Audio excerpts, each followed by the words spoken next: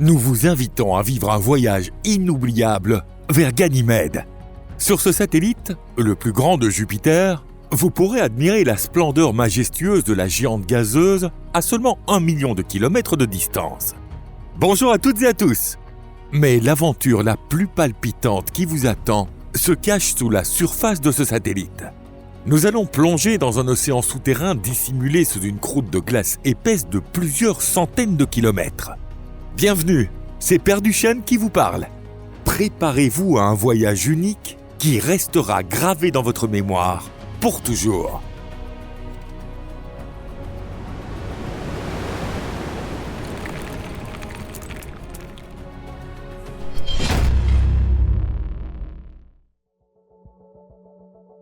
Vol en direction de Ganymède.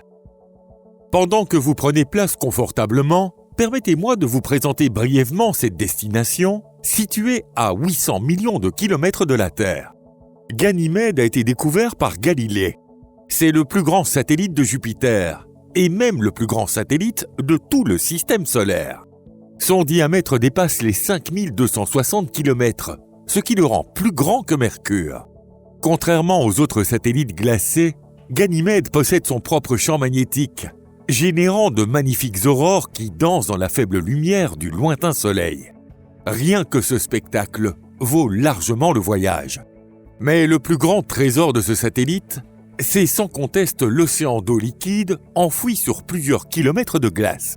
Attention s'il vous plaît, décollage dans 5, 4, 3, 2, 1, en vol. La poussée vous plaque doucement contre votre siège. Pas d'inquiétude. Une accélération de 3G est parfaitement sans danger pour le corps humain.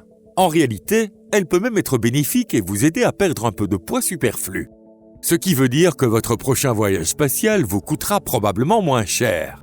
Car le prix du billet dépend de votre poids. Et voilà, nous sommes en orbite. Profitez un moment de la beauté de la Terre, pâle et bleutée. Nous quitterons l'orbite dans 30 minutes.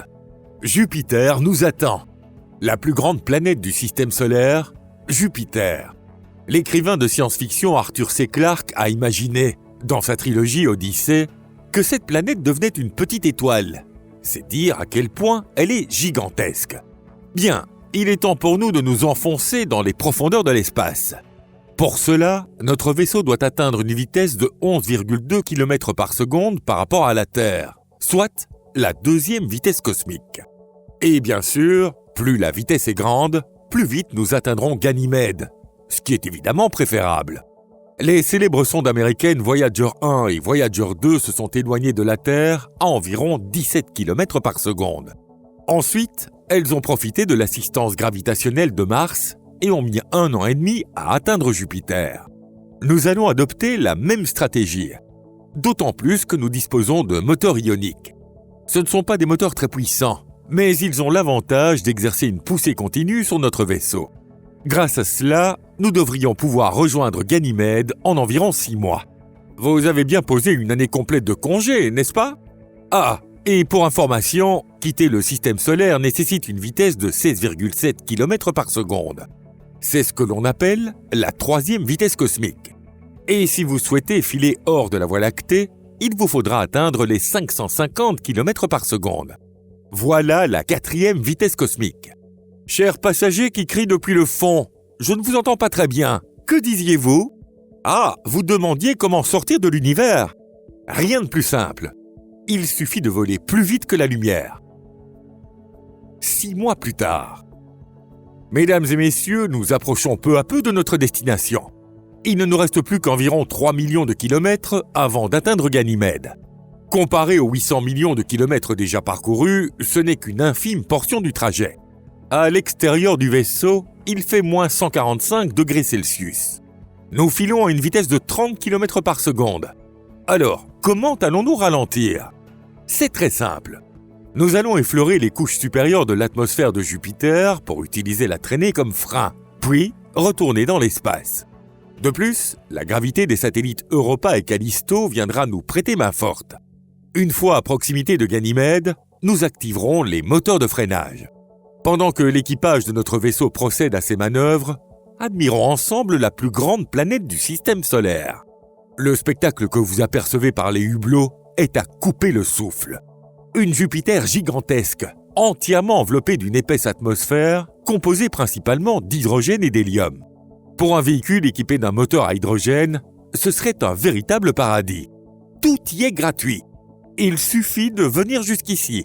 Comme vous le savez sans doute, Jupiter est une géante gazeuse. Certains prétendent que Jupiter n'a pas de surface solide, mais c'est faux. Il existe bel et bien quelque chose que l'on peut appeler une surface, et elle est extrêmement dure.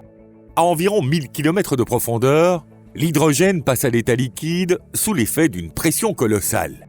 Et à 20 000 km de profondeur, cette pression le transforme en un état métallique.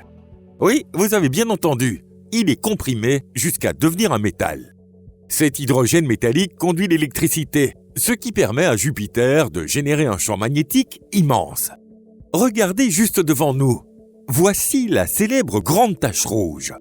Elle mesure 16 000 km de long sur 10 000 de large, dépassant même le diamètre de la Terre. En réalité, il s'agit d'une tempête qui fait rage depuis au moins 350 ans. Les vents de la Grande Tache Rouge dépassent les 600 km/h. Un jour, il existera sûrement des circuits extrêmes proposant des vols en montgolfière à travers cette tache légendaire. Il y aura sans doute plus d'adrénaline que de gaz à bord. Et par gaz, on parle bien sûr des gaz de Jupiter. Après tout, le principe fondamental de l'humanité, du pain et des jeux, reste toujours valable. Que ce soit au 21e, au 22e ou même au 30e siècle. Bien sûr, à condition que l'humanité ait survécu jusque-là sans provoquer un Armageddon. Bien, attachez vos ceintures. Nous allons pénétrer dans l'atmosphère de Jupiter. Attendez-vous à quelques turbulences. Ganymède. L'océan de Ganymède est enfoui sous une épaisse couche de glace de plus de 100 km. Sans cela, ce ne serait rien d'autre qu'un immense bloc de glace. Voyez-vous cette étoile brillante, là-bas ? C'est une étoile un peu plus grosse que Vénus telle qu'elle apparaît dans le ciel nocturne terrestre. C'est le Soleil. Le Soleil réchauffe-t-il intensément Ganymède ?